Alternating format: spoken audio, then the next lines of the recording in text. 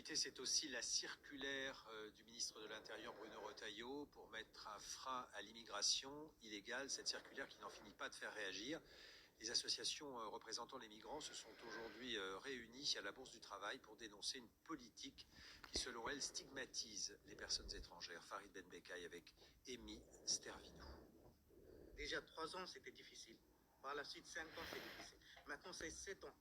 7 ans, une personne, comment il va faire pour vivre?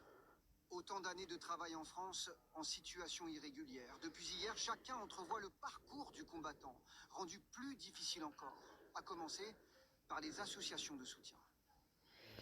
Avant, il pouvait être régularisé en travaillant seulement 2 ans, avoir une fiche de paye et présence de 3 ans.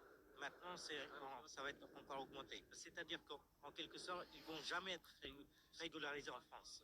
À effet immédiat, la circulaire de Bruno Retailleau permet de déroger à certaines règles de régularisation. Un tour de vis qui met fin aux marges de manœuvre laissées au préfet qui pouvaient dénouer certaines situations. C'est une circulaire qui pose des critères et qui assume une fermeté, qui assume le fait que la voie de la régularisation est exceptionnelle. Si on ne la rend pas exceptionnelle, on dit au monde entier, venez chez nous, en violant la loi, en méprisant nos frontières, il n'y aura pas de problème.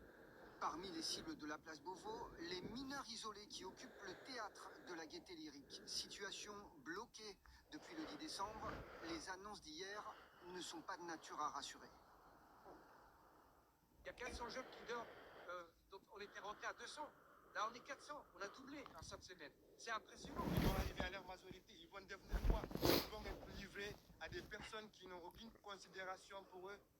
Même préoccupation parmi ceux qui travaillent dans les secteurs en tension.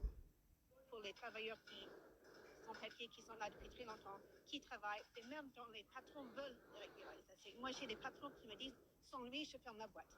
Les associations appellent justement à une marche le 31 janvier jusqu'au ministère du Travail. Et pour aller plus loin sur cette question, c'est